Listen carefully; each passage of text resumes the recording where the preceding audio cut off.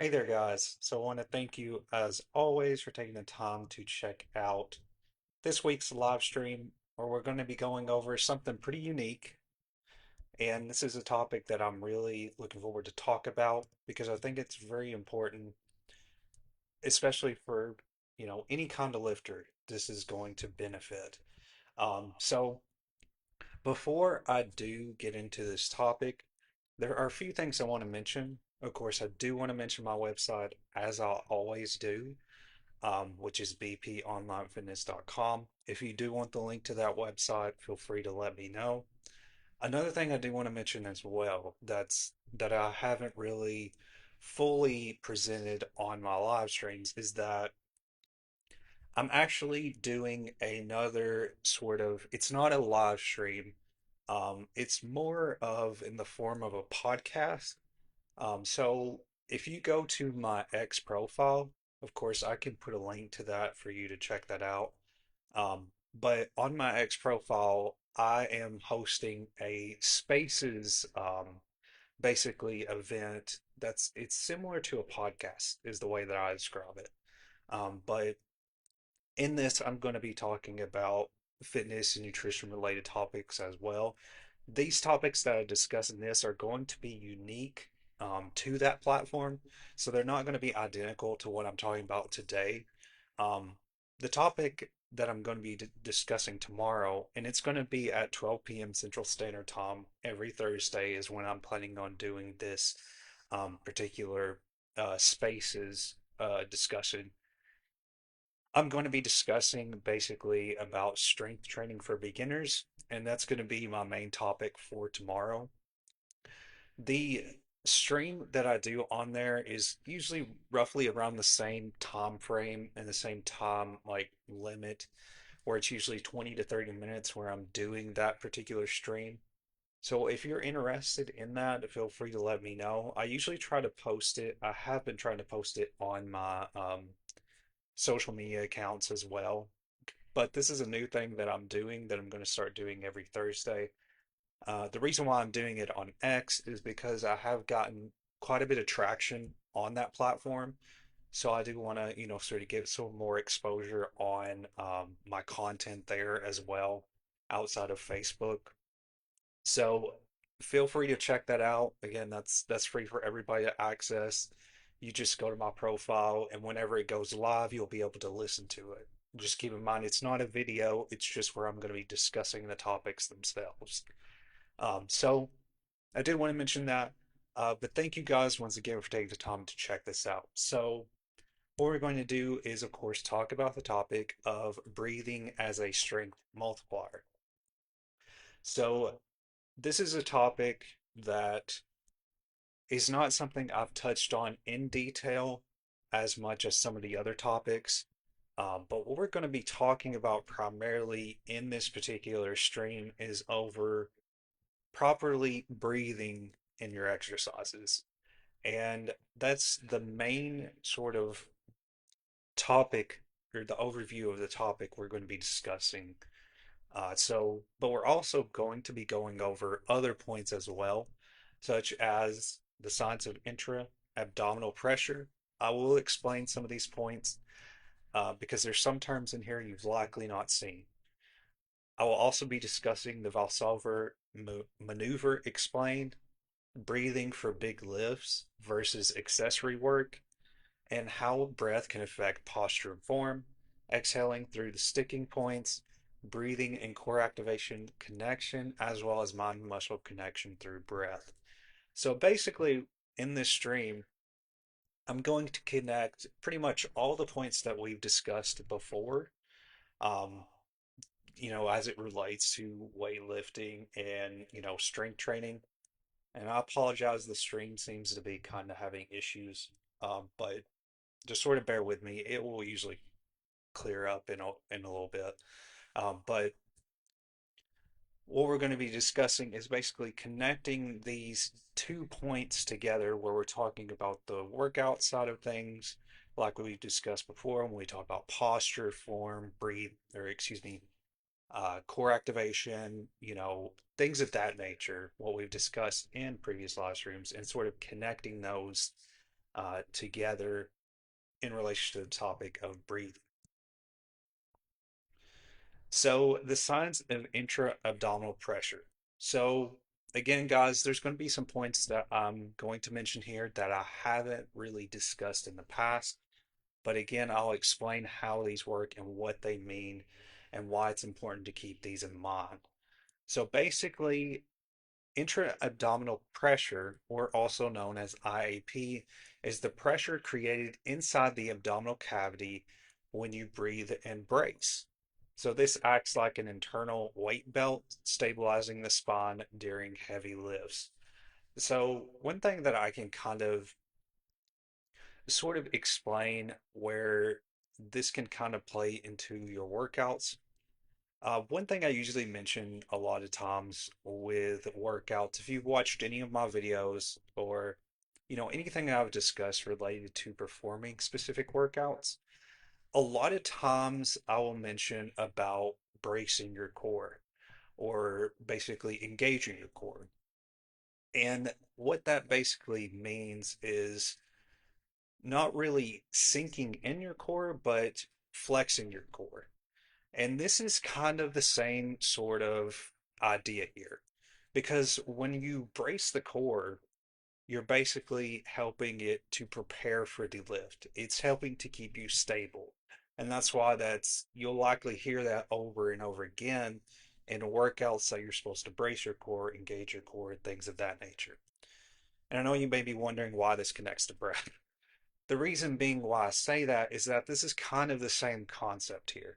Whereas, like, with the concept of, breathing and bracing, that's basically becoming a weight belt and, internal weight belt. Because a lot of times you'll see people that use weight belts for exercises, and that's basically the same thing as what we're doing without a weight belt. It's basically preparing ourselves and keeping ourselves stable and having a neutral spine in the workout. And that's what that means. So, why does this matter in particular when we're talking about core strength? I apologize, guys. The stream is kind of having issues. I'm hoping it'll clear up, but I hope that you can hear me okay. But why it matters for strength. So, core stability, of course, like I just mentioned, is that it's going to protect your spine and really helps to transfer that force more efficiently as you're going through the lift. It also is going to be helping with injury prevention, which is going to, of course, reduce the risk of lower back strain. One thing that I can mention here, especially exercises where bracing your core is really important. A good example would be like when you're doing a deadlift. A lot of times when you're doing a deadlift, you are using, of course, a lot of muscle. You're focusing on the hamstrings primarily. However, sometimes your lower back can be sort of engaged, and you really want to try to avoid that as much as possible. It is hard though with the deadlift because of how you're performing the exercise. But the big thing with that exercise is you want to focus on engaging the hamstrings rather than the lower back. So that's another thing too, where proper alignment sort of plays a key role as well in making sure that, you're stable. Because the reason why I mentioned deadlift in particular is because that one is you're highly prone to get injured from those exercises, especially with a barbell based, sort of deadlift. So that's why I wanted to mention that is that especially when we're talking about those types of workouts, it's really important to make sure that you sort of brace and prepare yourself, as you're getting ready to lift and making sure that you know that you're targeting the right muscle. A lot of times with deadlifts, you'll know because it's going to target the underside of your leg, which is the hamstrings, of course. So you're going to know when that muscle's being engaged. Another point here is our output, which is helping or basically creating a strong sort of foundation for pushing, pulling, and lifting. So, this is another point to keep in mind as well. And just make sure that you know that. when you focus on the intra-abdominal pressure and you focus on bracing, it's going to help, build the foundation for other pushing and pulling based movements. Another thing that I usually always mention to clients, especially when I assign them core workouts, I always mention that core workouts are foundational. And what I mean by that is basically the core helps when you strengthen the core, it's not just about your abs, it's not just about building a six pack. The core is essential for you being able to perform other workouts because it's the foundational part of your body. And like with any workout, you have to engage your core in some form in order for you to stay stable as you're going through a movement. And that's the reason why I mentioned that a lot of times is that the core is more than just, just the six pack. It is very foundational. When you train that muscle, it's going to help with other movements that you perform. So I just wanted to get that across there as well. So the next point here I want to discuss is the Valsalva maneuver. And this is basically, I do want to sort of preface this and mention that this is something that you don't do with every exercise. I want to mention that in advance. So just know that this technique is not for every exercise, but is more, primarily geared towards specific types of exercise. So basically, this is a controlled breath hold technique where you take a deep inhale and then brace your core and hold before exertion.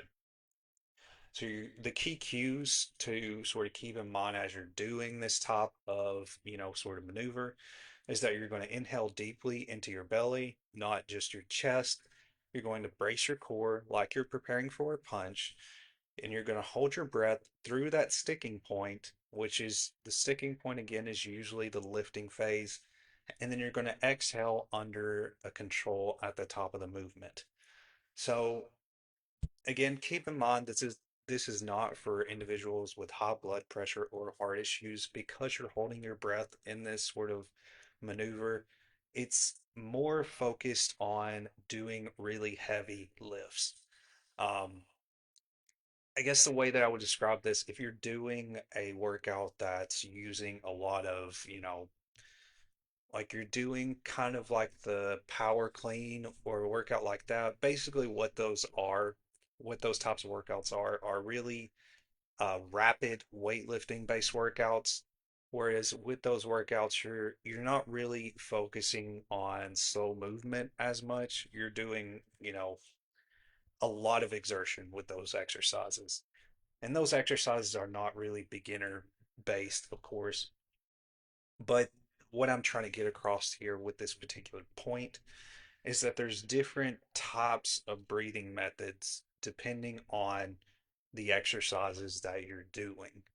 And some of them can be beneficial, especially when you're doing more, heavier lifting based workouts. And that's what I wanted to get across as we're talking about this particular point. But this is more geared towards more power, lifting more powerlifting method. So just keep that in mind.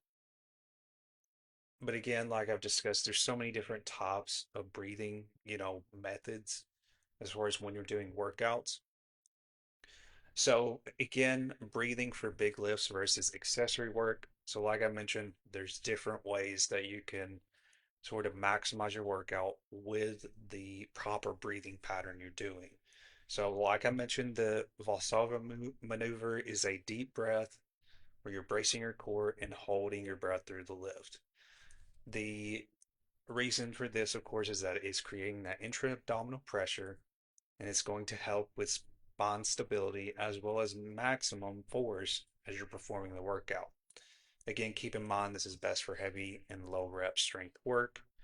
We're talking about accessory work, and this is like curls, flies, lateral raises, push downs, any kind of weightlifting like that. These are sort of the methods as far as breathing that you want to focus on. So you're going to exhale on exertion, and then you're going to inhale on the return. So basically, when you are doing the lift, again, think of any type of workout. When we're talking about a bicep curl, chest fly, anything like that, think about, of course, exhaling as you're exerting the weight and then inhaling as you're returning the weight back down. What this does is that it keeps tension without excessive pressure. It also helps to prioritize more muscle control and pump, as well as aiding in hypertrophy. Again, hypertrophy is the concept of muscle gain. And if you're somebody who's wanting to focus on that, this is a good method as far as when we're talking about breathing that can help with that particular type of exercise workout. So the next point is that we're going to talk about is how breath affects posture and form. So we've touched on this a little bit, but I do want to sort of mention again why this is important, why proper breathing, like we've just discussed, the different methods in breathing properly, why they make a difference. So again, spinal stability is a big thing. And like I've mentioned with a lot of workouts, lower back is very prone to, being injured. The same with could be said for your shoulders as well. There's different muscles that are more prone to getting injured versus others. So when you're keeping breath in mind, it's going to help maximizing that posture and form, which is going to help with that injury prevention. So spinal stability. So deep diaphragmatic breathing creates intra-abdominal pressure. Again, this is that breathing that we just discussed. And this acts like a natural weight belt protecting the spine during lifts. That diaphragmatic breathing is basically, again, bracing your core. You're not sucking in your core, you're basically flexing your core, is the way that I describe it. That's the way that you help to, before you're lifting the weight, when you brace your core, you're keeping your spine stable and you're protecting your spine. Core engagement is another thing. So proper breath control, of course, activates those deep core muscles. Like I mentioned before, you're going to be using a lot of core muscles when you are doing other workouts, not just ab workouts. When you're doing other workouts, you have to engage your core in order to keep yourself stable. This improves, alignment of the pelvis and the rib cage, which is allowing for stronger and safer movement. So when you engage that core as much as possible, you are protecting the other parts of your body that could be prone to injury, and it's going to prevent that injury. Posture correction, of course, poor breathing or shallow chest breathing can lead to rounded shoulders, which is basically your shoulders moving forward instead of having your shoulders down and back, and a forward head posture. These types of sort of posture can lead to injury, so keep that in mind. When you focus on controlled breathing, that's going to support an upright posture or an upright and balanced posture, I should say there. Another thing too I want to mention is with a lot of workouts, one of the main things that you'll notice as far as instructions for performing specific workouts is that you're going to focus on having your chest up and your shoulders back. That's that's a common sort of cue that is mentioned with a lot of different workouts. And the reason being is that's correcting your posture. You don't want to have rounded shoulders when you're doing workouts, and you don't want to have, any kind of slouching. You want to make sure that you have proper posture. And the reason being, again, is so that that helps to protect those parts of your body, like we mentioned, where it's going to prevent that injury from happening when you're doing especially heavier based lifting. Like I mentioned with deadlifts, this is very important. A lot of this is extremely important when you're doing these exercises because it's going to prevent that injury. So the next point I want to get across here is exhaling through the sticking points. And we did discuss this a bit, but I do want to sort of expand upon this topic as well. So the hardest portion of the lift is where momentum slows and form can break down. This is basically midway through the workout. This could be like midway through a squat or a bench press. It's basically that halfway point in your workout that can be the hardest part because you're having to lower that weight, of course. Like, let's say, for example, when we're talking about chest press, you have to lower that weight, and of course, you have to use that momentum and then raising that weight back up. So you have to use all of that movement or that halfway portion to push the weight back up. And that's usually the hardest part of a workout. So the main point is that you want to try to exhale as you're sort of in between this middle portion of your exercise. And what this does is this releases that built up pressure safely.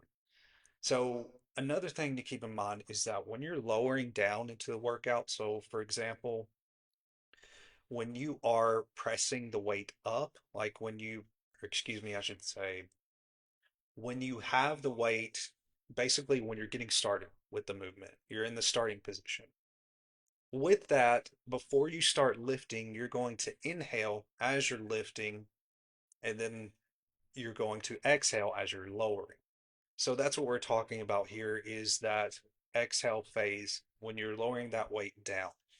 So this is again going to release built up pressure safely. It's going to reinforce the bracing and the posture, like I mentioned before.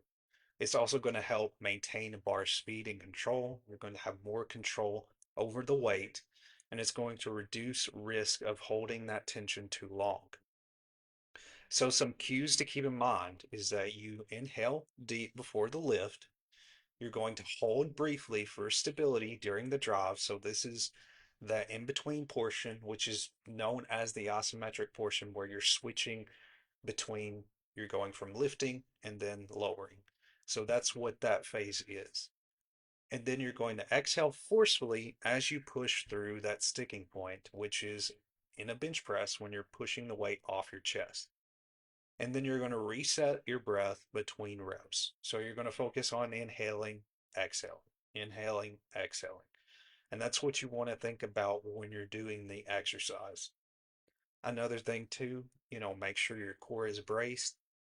When you're more focused on your breath, it's going to be more natural for you to brace your core as well. So keep that in mind. It's not like you have to, remember all of this all at once.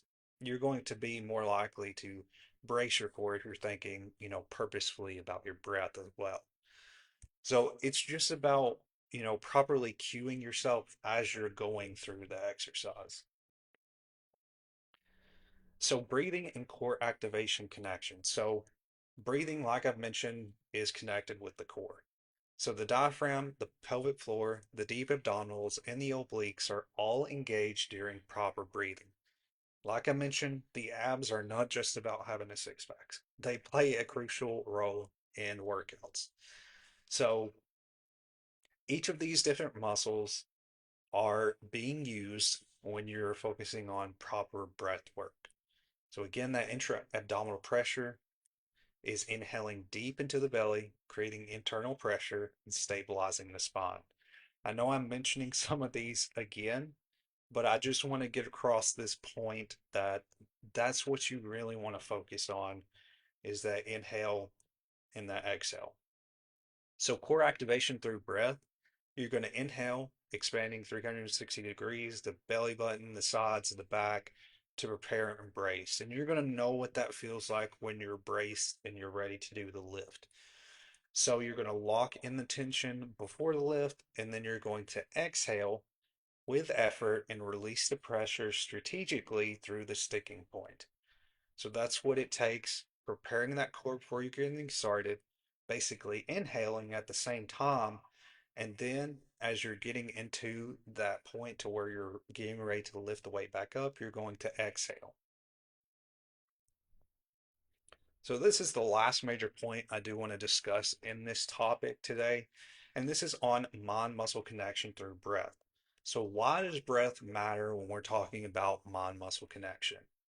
So before I do mention, breath in relation to this, another thing I do want to point out or sort of explain is what mind-muscle connection is. So I've discussed this before, but I do want to touch on it just briefly for those who haven't watched this streams. Basically, what mind muscle connection is sort of being mindful on how you're going through the workout. So being mindful of how you're lifting the weight and how you're going through the full range of motion, like not cutting your reps short, but focusing on fully extending your arms or, depending on what exercise you're doing, making sure that like when you're doing a bicep curl, you are fully, bringing the weight down, you're curling up, you're focusing on really raising the peak of the bicep as you're doing the curl and then slowly lowering the weight down without having to rely on momentum. So the main thing is that you're not swinging the weight. And that's what mind muscle connection is basically being mindful of going through the full workout, not just, going through the workout and swinging the weight, but having full control of that weight and knowing, you know, how to go through the exercise basically. So the way I like to describe it is basically mindfulness and working out at the same time. That's pretty much what it is you're fully being present when you're lifting the weight. So why does breath matter for mind muscle connection? So each inhale and exhale focuses on awareness on the working muscle. Like I mentioned, this mind muscle connection is basically mindfulness in a way. So you're controlling your breath. That controlled breathing, excuse me, is going to prevent you rushing through the reps and it's going to focus on you building with intention.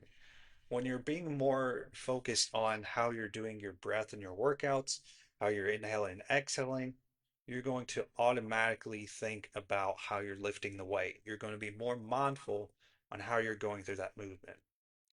So, how does this work? The inhale prepares and stabilizes, it sets the posture before the movement.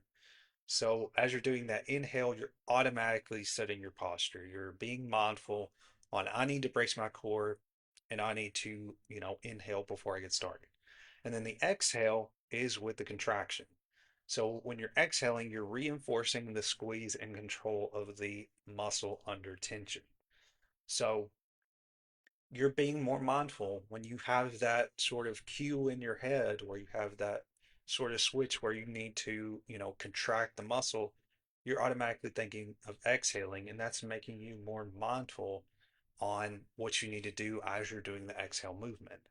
So the rhythm of the breath keeps pace with the rhythm of movement. You're going to really automatically pretty much think of your movement at the same time while you're thinking of how you're controlling your breath in the exercise.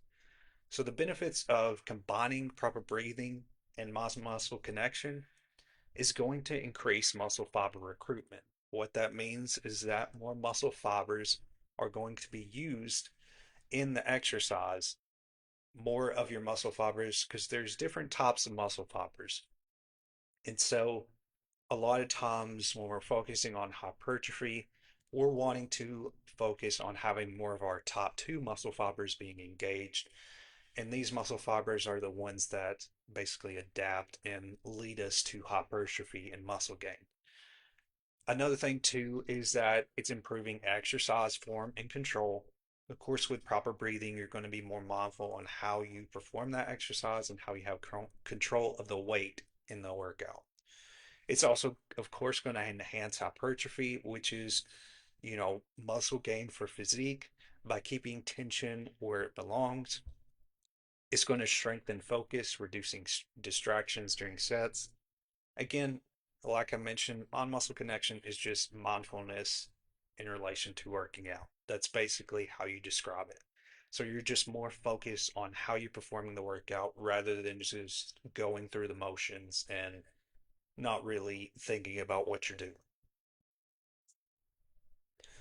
Alrighty, guys. So I know that's a lot there, but that's all I wanted to discuss with you guys today. I hope that you found this helpful and valuable. I hope that it gave you some insight as it relates to this topic on proper breathing and exercise. If there's any questions that you have, feel free to let me know. If there's any topics that you would like me to discuss related to fitness and nutrition, I would love to hear that. Another thing I do want to mention is that this live stream will be uploaded to YouTube. So, of course, if you miss any of the live streams, they will be archived there. I do also have a new video that I will be uploading pretty soon, likely today if I get the chance, where I'm talking about the topic of basically, understanding more of your habits and things of that nature when it relates to fitness. So I'm going to be sort of sharing that pretty soon. Um, but definitely watch out for that. That should be uploaded. It should be uploaded sometime this week. But that's going to be a separate video, of course, outside of the live streams that I've been doing. So that's been in the works. But again, guys, definitely reach out if you have questions. Check out my website, which is bponlinefitness.com. Ton of information on there as it relates to online fitness coaching, as well as free information on there where you can check out my blog, you can sign up to the email newsletter. All of that's free for you to access. Um, any questions you have on there, let me know as well. So, with all that being said, guys, that's all I have for you today in this stream. I hope that you found this helpful and valuable. If you're interested, feel free to check out my X Spaces discussion tomorrow. I'll have a reminder shared on that as well. So definitely check that out. But thank you guys once again. I will see you guys in the next live stream.